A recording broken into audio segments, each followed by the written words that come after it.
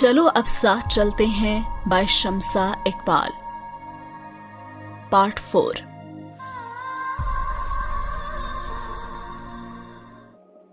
हैदर और हादी पूल के पास खड़े किसी बात पर बहस कर रहे थे जब सादिया बेगम और राशिदा बेगम माहीन के हमरा उस जानिब आईं।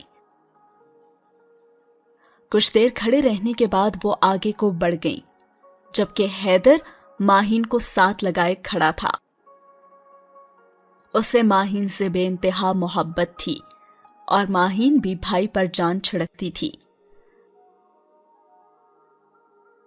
अब हादी एक तरफ मुड़ के जाने को ही था कि हैदर ने उसकी तवज्जो हाथ के इशारे से एक जानिब मबसूल करवाई जहां वो बेचारा साद खड़ा था, और साद अपने से काफी फासले पर खड़ी एक लड़की से इशारों में बातें करता हुआ उल्टे कदमों से चल रहा था।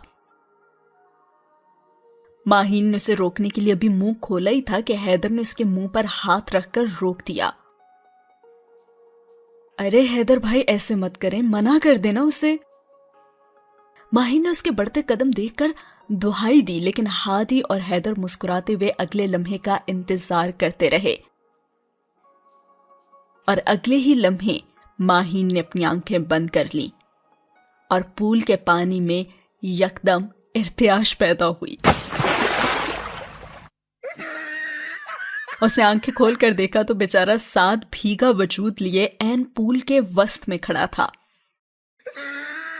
और वहां हैदर और हादी के कहकहे गूंज रहे थे। और साद की शक्ल देखकर माहीन के लिए भी मुस्कुराहट जब्त करना मुश्किल हो गया था।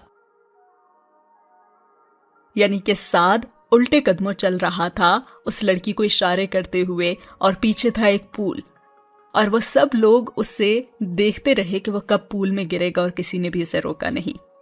बेचारा साद। अब साद चेहरा फुलाए पानी में किनारे की तरफ बढ़ रहा था, और हैदर और हादी के अलावा बाकी सब भी वहां आ गए। और यहां पे भी इन लोगों की शरारत खत्म नहीं हुई, बल्कि हैदर ने क्या किया, हैदर ने आगे बढ़कर हाथ उसकी जानिब बढ़ाया, और साद जूं ही ऊपर चढ़ने लगा तो हैदर ने उसका हाथ ही छोड़ दिया, और वो फिर से पानी में गौता खाने के बाद अब पूल के बीच खड़ा हुआ था। और फिर हैदर ने मुस्कुराते हुए हादी के कंधे पर हाथ रख के बोला कि हाँ भाई, मेरे दोस्त की बुराई करने के बदले में इतनी सजा काफी है। और फिर वो मुस्कुराते हुए ये कहकर किनारे पर खड़ा हो गया, और तमाम दोस्त भी वहां आ खड़े हुए, और कोई भी साद को किनारे पर नहीं आने दे रहा था। जो ही वो आता उसे वापस धकेल दिया जाता, और जोर से सब यकजुबान होकर बोलते, तेरी तमन्ना मेरी तमन्ना, हाय तमन्ना हाय तमन्ना। वो उसे तमन्ना डिप का मजा चखा रहे थे, और साद अपने एक दोस्त को धकेलते हुए ऊपर चढ़ ही आया, और वह सर झुकाए फिर आगे बढ़ ही रहा था, और उसका सूट मुकम्मल तौर पर भीग चुका था। और अब साद ने भी सोच लिया कि वो उन दोनों से बदला लेकर ही छोड़ेगा। हैदर और हादी के पास से गुजरते हुए वो बिजली से तेजी से उनकी जानिब मुड़ा, और उन दोनों को बाजू में दबोचकर अपने साथ लगा लिया, और कहने लगा, अरे भाई, गले नहीं लगाओगे छोटे भाई को। साद के पीछे हटने पर माही ने जब उन दोनों की हालत देखी तो उसका कहकहा बेसाख्ता था, क्योंकि दोनों के कॉटन के कलफ लगे हुए सूट अब गीले होने की वजह से अजीब ही मंजर पेश कर रहे थे। और फिर अगले ही लम्हे साद आगे आगे भाग रहा था, और वो दोनों पीछे पीछे भीगे कपड़े पहने भाग रहे थे। और फिर यहीं पे ये पार्टी हुई खत्म। काफी एंटरटेनिंग पार्टी थी, and I really like this character Saad. अगले ही दिन सादिया बेगम ने माहीन के सर में तेल लगाते हुए उससे कहा कि मुझे अच्छा लगा जब तुमने उस दिन मेरे कहने पर पार्टी अटेंड की। जी मामा, मुझे भी मजा आया। साद और राशिदा आंटी ने हमें जो कंपनी दी उससे तो दिल ही खुश हो गया। माहीन ने भी अपना ख्याल जाहिर किया। हाँ भाई, साद तो माशाल्लाह बहुत ही अच्छा और जिंदा दिल लड़का है, सब में घुल मिल जाता है। हादी भी बहुत अच्छा है, इतने अरसे बाद उनसे मिलकर मुझे भी बहुत अच्छा लगा है। वो लोग अब यहीं पे शिफ्ट हो गए हैं ना, सेक्टर 4 में, उन्होंने माहीन को बताया। اور پھر انہیں باتیں کرتے کرتے اچانک یاد آیا کہ اوہو میں تو پیزا بیک کر رہی تھی اور میں بالکل بھول ہی گئی. وہ جلدی سے ہاتھ دھو کر کچن کی طرف چلی گئی اور اب ماہین بھی اپنے لمبے بال جوڑے میں سمیٹ کر اٹھ گئی. تبھی بیل کی آواز پر اس نے کچن کی جانب دیکھا اور سعدیہ بیگم تو مصروف تھی، اس لیے وہ گیٹ کھولنے کے لیے خود ہی چلی گئی. اور گیٹ پر جاتے اس نے گیٹ کھولنے سے پہلے پوچھ لیا کہ کون ہے؟ اور تب وہاں سے آواز آئی کہ اب چور دروازہ کھٹکھٹا کر تو نہیں آئیں گے نا، اس لیے ایک ہینڈسم، گڈ لکنگ اور شریف بندہ ہی ہو سکتا ہوں نا میں. اور ماہین نے آنے والے کے لیے اپنے لیے استعمال کیے جانے والے جو القابات سے اس سے ہی موصوف کو پہچان لیا تھا اور گیٹ کھول دیا. وہ اور کوئی نہیں ہو سکتا تھا، صرف سعد ہی ہو سکتا تھا.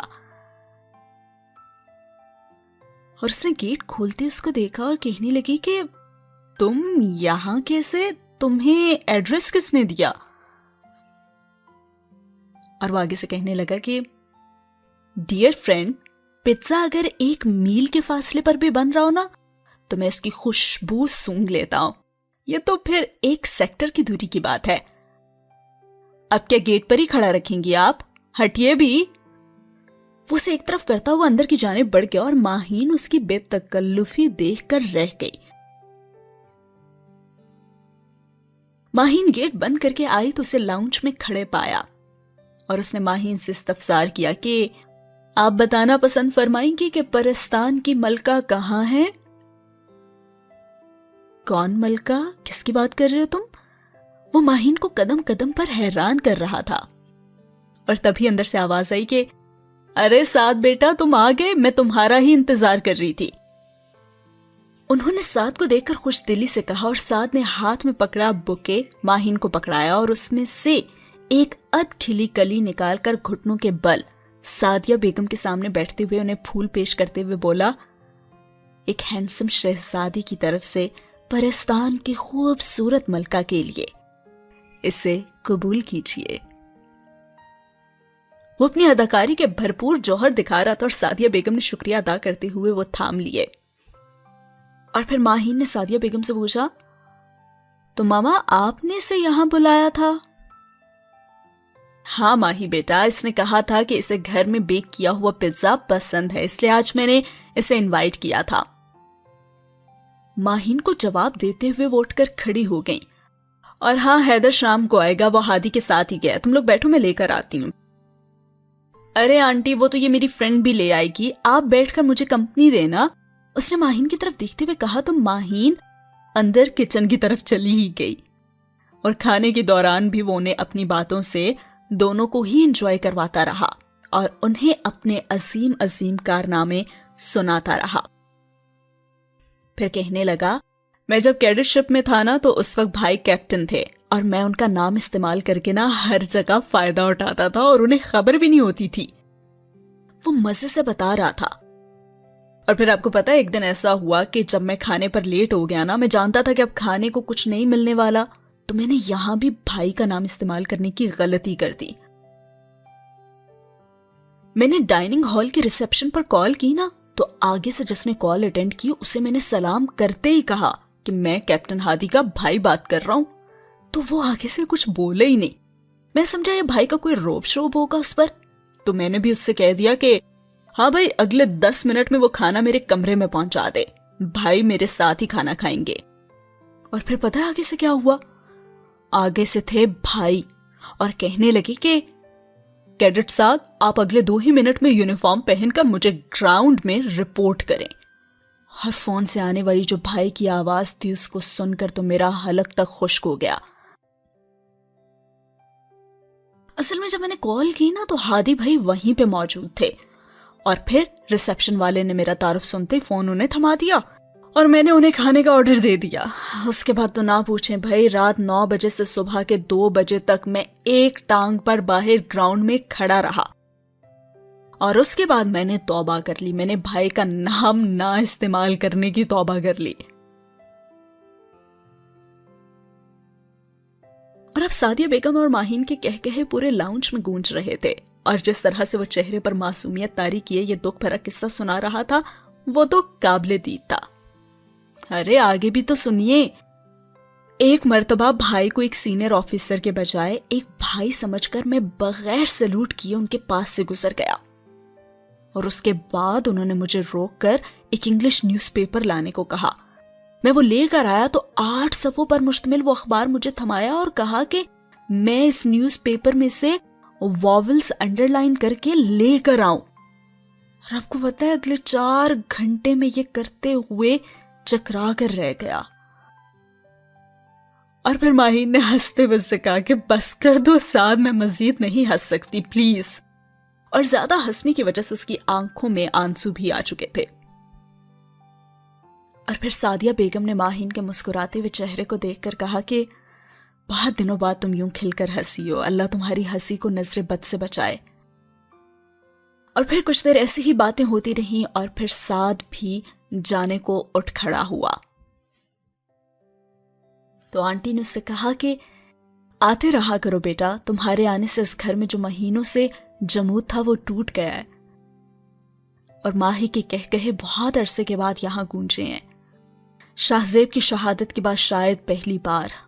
दरअसल वो अपने पापा से बहुत मोहब्बत करती थी और उनके बाद वो बहुत अकेली हो गई है।